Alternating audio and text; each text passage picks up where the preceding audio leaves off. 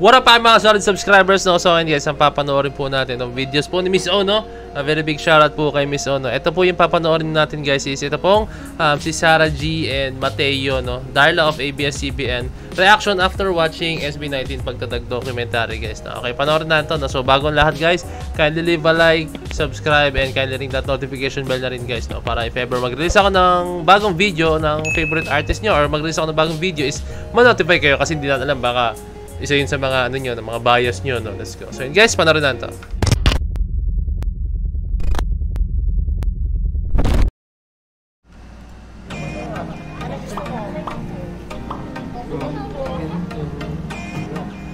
Sarah G and Mateo, Darla of ABS reaction to SB19 pagtatag documentary.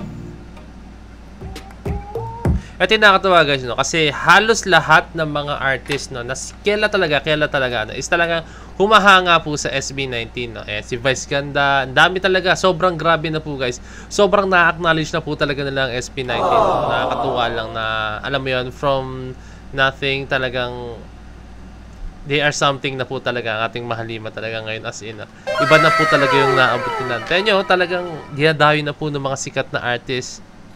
Wow, grabe.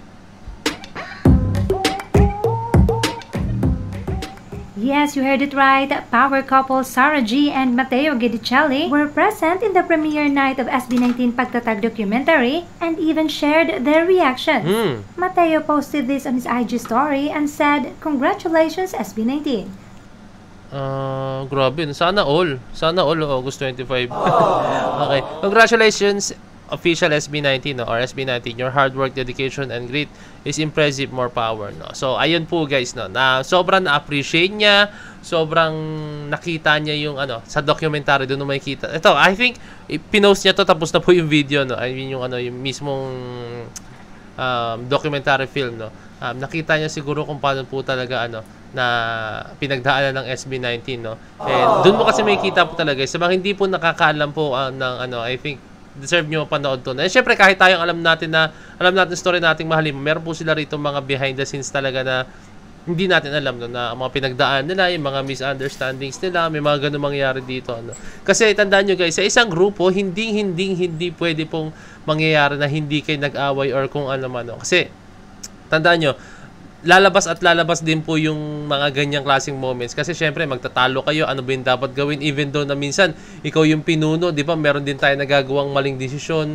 Tapos, meron din tayong mga, kunyari, kahit member tayo, meron tayong gustong ipagawa sa ating pinuno na tingin natin pwede. Kaso, baka minsan may time na hindi niya sundin kasi mas gusto niya sundin yung mga gusto niya. Pero hindi ko sasabing gano'n na mangyayari.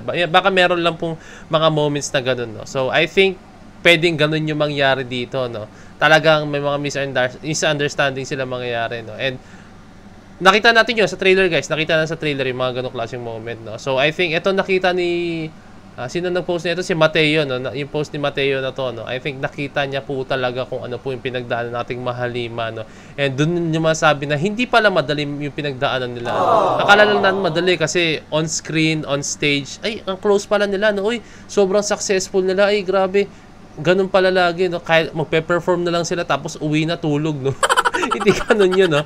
Ang dami na lang ginagawa, guys. Pag magpe-perform yan, ano pa yan, gagawa po ng mga iba't ibang stuffs yan. Like, mamaya may guesting pa nga sa ibang ano yan, TV shows or what, gagawa pa ng mga music, no? So, ayun kasi mayroon, hindi mga nakikita ng mga tao. Kung ano yung nakikita nila, yun lang yung nakikita nila talaga, no? So, tandaan nyo, marami pong pinagdadaanan ng mga, ang SB19, no? It's a process.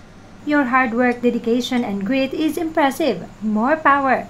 And also, he shared this video. Nasa harap nila sila, no? SB19. Ano gusto mo? Sarah G. Miss Darla of ABS-CBN, who has been supportive of our Mahalima since then, also attended the premiere night. Grabe, no? Ever since. Sobrang active ni Miss Darla, no? Grabe. Ito pa, yung moment na nagsisimula pa lang SB19 and then now. Wow. Dito makikita guys yung ano, no, yung loyalty niya. Dito makikita yung talagang pinapakita niya na naniniwala siya sa voice. No? Ang sarap lang makita na ganito. Merong mga gantong tao. Kasi yung iba guys, pag sumikat ka na, doon lang sila parang mahuhook sa'yo, no? Doon lang sila parang didikit sa'yo, doon lang sila ipapakita nila yung support nila sa'yo. Pero nakakatuwa and nakakataba ng puso yung ganto, or di ko alam kung nakakataba ng puso yung tamang term, no? Or parang nakaka-touch yung gantong moment, no? Talagang since day one, sinusuportahan mo yung mga batang to, pero naniwala ka sa kanila, sa kakayahan nila, kaya look at them now, no? Ang SB19 talagang malaking utang na loob nila sa mga taong nandyan sa kanila since day one, no? And dito may kita si Miss Sarah G, oh. Look at that. Nakangiti talaga siya. Yan, nakangiti si Miss Sarah G. I think she's having fun talaga. Of ABS-CBN, who has been supportive of our Mahal Lima since then, also attended the premiere night. And this is his reaction. Mahal mo na, mas mamahalin mo pa.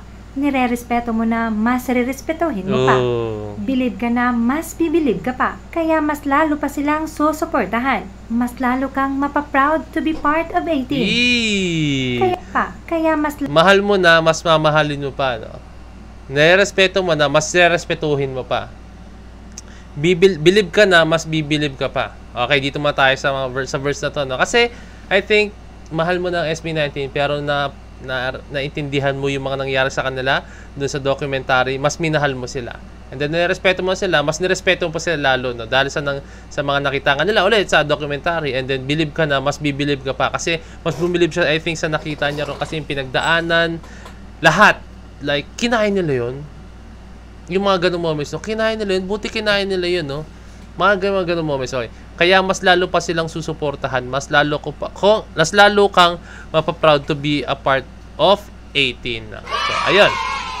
Grabe, sobrang na-proud talaga si Miss Darla sa moment na yun ng SB19. Okay, tuloy pa na ito. Lalo pa silang susuportahan, mas lalo kang mapaproud to be part of 18.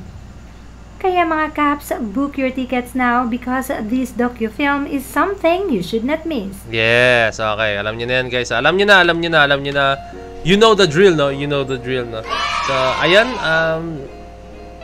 Sana, guys, supportahan na itong pagtatag kasi iba to. I think meron siguro mga gumagawa na yan na mga artists, mga groups na documentaries, pero ewan ko lang, guys, pero parang ngayon pa lang yata magkakaroon ng ganito na parang P-pop group or grupo na Pinoy na gagawang documentary film tapos ipapalabas sa sinehan. Ewan ko lang, guys, comment down below, pero this is something na talagang susuportahan ko talaga, as in, no? Susuportahan ko talaga kasi sobrang deserve po na SB19 itong mga ganitong klaseng achievements nila, no? And para mas maintindihan pa natin lalo yung kung bakit sila ganito, kung bakit yan. I think meron pa ako mga hindi alam sa SB19 na akala ko alam ko na lahat, no? And I'm very sure, guys, na nakapaloob po ito dito sa sa pagtatag documentary po nila, guys, no? So panoorin natin to, guys, kasi promise papanoorin natin to, guys. Papanoorin natin to, no? So yun, guys, kindly leave a like, kindly subscribe, and kindly ring the notification bell na, guys, kasi alam niyo na pag halimbawa nag-release ako ng video is ma-notify kayo pag ako nag-release ng video para alam nyo mamaya favorite artist nyo po lang pinapanood ko or ating Mahal Lima. So ayun, guys, maraming salamat. So this is Point of Signing out. Cheers, let's cheers.